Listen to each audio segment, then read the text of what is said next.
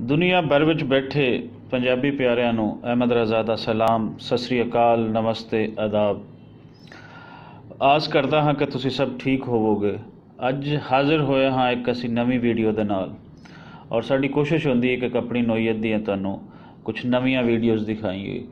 ਉਹ ਪੁਰਾਣੀਆਂ ਚੀਜ਼ਾਂ ਜਿਹੜੀਆਂ ਅੱਜ ਵੀ ਸਾਡੇ ਇੱਥੇ ਕਿਤੇ ਕਿਤੇ ਉਹਨਾਂ ਦਾ ਨਿਸ਼ਾਨ ਮਿਲਦਾ, ਲੇਕਿਨ ਹੁਣ ਉਹ ਮਰਦੀਆਂ ਜਾ ਰਹੀਆਂ ਇੱਕ ਜਿੱਦਤ ਦੀ ਵਜ੍ਹਾ ਤੋਂ। ਔਰ ਜ਼ਹਿਰੀ ਗੱਲ ਹੈ, ਜਿੱਦਤ ਨੇ ਆਉਣਾ ਹੈ ਔਰ ਇਸ ਨੇ ਆ ਕੇ ਰਹਿਣਾ ਹੈ, ਲੇਕਿਨ ਉਹ ਪੁਰਾਣੀਆਂ ਥਾਵਾਂ, ਉਹ ਪੁਰਾਣੀਆਂ ਜਗ੍ਹਾ ਜਿੱਥੇ ਕੋਈ ਸਾਨੂੰ ਪਿਆਰ ਮੁਹੱਬਤ ਦੀ ਗੱਲ ਲੱਭਦੀ ਸੀ, ਅਤੇ ਅੱਜ ਵੀ ਅਸੀਂ ਉਹ ਮਹਿਫੂਜ਼ ਕਰਨ ਦੇ ਵਿੱਚ ਅਸੀਂ ਦੇਰ ਨਹੀਂ ਲਾਉਂਦੇ। ਮੈਂ ਤੁਹਾਨੂੰ ਦਿਖਾ ਰਿਹਾ ਹਾਂ ਅੱਜ ਇੱਕ ਛੱਪਰ। ਇਹਨੂੰ ਅਸੀਂ ਪੰਜਾਬੀ ਦੇ ਵਿੱਚ ਸਾਡੀ ਸਾਈਡ 'ਤੇ ਛੱਪਰ ਕਿਹਾ ਜਾਂਦਾ ਹੈ। ਹੋ ਸਕਦਾ ਹੈ ਕਿ ਕਿਸੇ ਹੋਰ ਏਰੀਏ ਦੇ ਵਿੱਚ ਇਹਦਾ ਕੁਛ ਹੋਰ ਨਾਮ ਹੋਵੇ। ਔਰ ਇਹ ਛੱਪਰ ਦੀ ਬੁਣਤਰ ਜਿਹੜੀ ਹੈ ਬੜਾ ਹੀ ਇੱਕ ਟੈਕਨੀਕਲ ਹੁੰਦੀ ਸੀ। ਸਰ ਜਿਹੜੀ ਹੁੰਦੀ ਸੀ ਉਹਨੂੰ ਬੰਨ੍ਹਿਆ ਜਾਂਦਾ ਸੀ ਔਰ ਉਸ ਨੂੰ ਪਿੱਛੇ ਪਿੱਛੇ ਵਧਾਇਆ ਜਾਂਦਾ ਸੀ।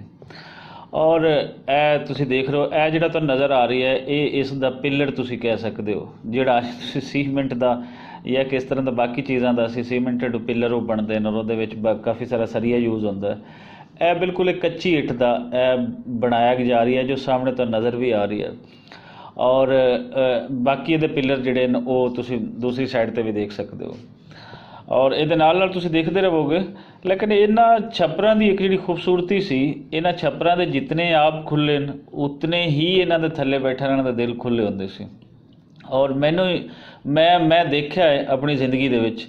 ਇਹ ਤਾਂ ਖੈਰ ਮੈਂ ਕਿਤੇ ਆਇਆ ਵਾਂ ਤਾਂ ਉੱਥੇ ਮੈਂ ਦੇਖਿਆ ਤਾਂ ਛੱਪਰ ਤੁਹਾਨੂੰ ਦਿਖਾ ਰਹੀ ਹਾਂ, ਜਿਹੜੀ ਤੁਸੀਂ ਉੱਪਰ ਉਹਦੀ ਛੱਤ ਸਾਈਡ ਦੇਖ ਰਹੇ ਹੋ ਕਿ ਕਿਸ ਤਰ੍ਹਾਂ ਇਹ ਬਣਾਇਆ ਗਿਆ। ਇਹ ਫਿਰ ਅੱਗੇ ਥੱਲੇ ਆ ਕੇ ਤੁਹਾਨੂੰ ਥੱਲੇ ਵਾਲੀ ਸਾਈਡ ਵੀ ਅਸੀਂ ਦਿਖਾਵਾਂਗੇ। ਇਹਨਾਂ ਛੱਪਰਾਂ ਦੇ ਅੰਦਰ ਇੱਕ ਜਿਹੜੀ ਖੂਬਸੂਰਤ ਕਹਾਣੀ ਹੈ, ਉਹ ਇਨਸਾਨੀ ਸਾਂਝ ਦੀ, ਉਹ ਇਨਸਾਨੀ ਪਿਆਰ ਮੁਹੱਬਤ ਦੀ ਸੀ। ਇੱਕ ਛੱਪਰ ਸੀ ਔਰ ਉਸ ਛੱਪਰ ਦੇ ਵਿੱਚ ਆਲੇ ਦੁਆਲੇ ਦੇ ਸਾਰੇ ਲੋਕ ਆ ਕੇ ਬੈਠਦੇ ਸੀ। ਔਰ ਸ਼ਾਇਦ ਜਿਨ੍ਹਾਂ ਦੀ ਉਮਰ ਕੋਈ 50 ਸਾਲ ਦੇ ਨੇੜੇ, 40 ਸਾਲ ਤੋਂ ਉੱਪਰ, ਜਿਨ੍ਹਾਂ ਨੇ ਕੋਈ ਪੁਰਾਣਾ ਪੰਜਾਬ ਵੇਖਿਆ, ਉਹ ਤਾਂ ਨਜ਼ਰ ਆਏਗਾ ਕਿ ਉਹ ਹੁੱਕੇ ਦੀ ਗੁੜਗੜਾਹਟ, ਉਹ ਗੱਪਸ਼ਪ, ਉਹ ਹਾਸੇ, ਉਹ ਸਾਰੀਆਂ ਚੀਜ਼ਾਂ ਇਹਨਾਂ ਛੱਪਰਾਂ ਦੇ ਥੱਲੇ ਹੁੰਦੀਆਂ ਸੀ। ਔਰ ਸਾੜ ਕੋਈ ਇਸ ਤਰ੍ਹਾਂ ਦੀਆਂ ਅਦਾਵਤਾਂ ਉਹ ਬੜੀਆਂ ਘੱਟ ਹੁੰਦੀਆਂ ਸੀ। ਆਸੇ ਪਾਸੇ ਦੇ ਲੋਕ ਬਗੈਰ ਕਿਸੇ ਤਫਰੀਕ ਦੇ, ਉਮਰ ਦੇ ਲਿਹਾਜ਼ ਦੇ ਨਾਲ ਹਰ ਬੰਦਾ ਇੱਥੇ ਤੁਹਾਨੂੰ ਮਿਲਦਾ ਸੀ। ਔਰ ਇਹਦੇ ਵਿੱਚ ਜਿਹੜੇ ਤੁਸੀਂ ਉੱਪਰ ਤੁਸੀਂ ਦੇਖ ਰਹੇ ਹੋ, ਇਹ ਮੇਨ ਉਹਦੀ ਇੱਕ ਲੱਕੜੀ ਹੈ ਜਿਹਦੇ 'ਤੇ ਰੱਖ ਕੇ ਇਹ ਬਣਾਇਆ ਜਾਂਦਾ। ਫਿਰ ਉਹਦੇ ਤੋਂ ਲੱਕੜੀ ਤੋਂ ਥੱਲੇ ਉਹਨੂੰ ਜਿਹੜੀ ਛੋਟੀ ਸਪੋਰਟ ਹੈ ਉਹ ਛੋਟੀਆਂ ਲੱਕੜੀ ਨਾਲ ਦਿੱਤੀ ਜਾਂਦੀ ਹੈ।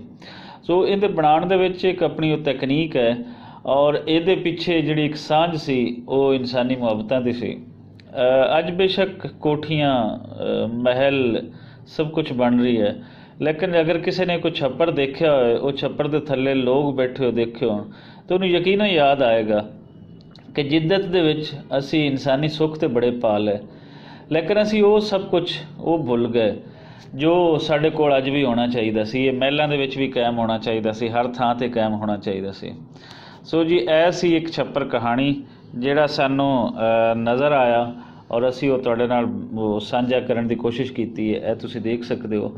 ਔਰ ਇਹ ਛੱਪਰ ਮਤਲਬ ਅੱਜ ਤੁਹਾਨੂੰ ਬਹੁਤ ਘੱਟ ਮਿਲੇਗਾ। ਮੈਨੂੰ ਇਹ ਨਜ਼ਰ ਆਇਆ ਸੀ, ਮੈਂ ਬਾਰਡਰ ਏਰੀਆ 'ਤੇ ਵਿਜ਼ਿਟ ਕਰਨ ਗਿਆ ਸੀ। ਬਾਰਡਰ ਏਰੀਆ 'ਤੇ ਘੁੰਮਣ ਦਾ ਕੋਈ ਸ਼ੌਕ ਸੀ ਔਰ ਇਹ ਮੈਨੂੰ ਬਾਰਡਰ ਏਰੀਆ 'ਤੇ ਬਿਲਕੁਲ ਜਾਲਵਾੜੇ ਦੇ ਨਾਲ ਅੱਗੇ ਹੈ ਗੁਰੂਸਰ ਪਿੰਡ ਹੈ, ਇਹ ਮੈਨੂੰ ਉੱਥੇ ਨਜ਼ਰ ਆਇਆ ਸੀ। ਔਰ ਮੈਂ ਸੋਚਿਆ ਕਿ ਮੈਂ ਇਹਦੀ ਰਿਕਾਰਡਿੰਗ ਕਰਾਂ। ਦਿਲ ਕੀਤਾ ਕਿ ਤੁਹਾਨੂੰ ਇਹ ਇਨਸਾਨੀ ਸਾਂਝ ਦੀ ਉਹ ਪੁਰਾਣੀ ਇੱਕ ਇਲਾਮਤ, ਉਹ ਪੁਰਾਣਾ ਸਿੰਬਲ ਉਹ ਦਿਖਾਇਆ ਜਾਵੇ। ਸੋ ਉਹ ਤੁਹਾਨੂੰ ਦਿਖਾਇਆ। ਇਜਾਜ਼ਤ ਦਿਓ, ਮਿਲਦੇ ਹਾਂ ਕਿਸੇ ਅਗਲੀ ਵੀਡੀਓ ਦੇ ਨਾਲ।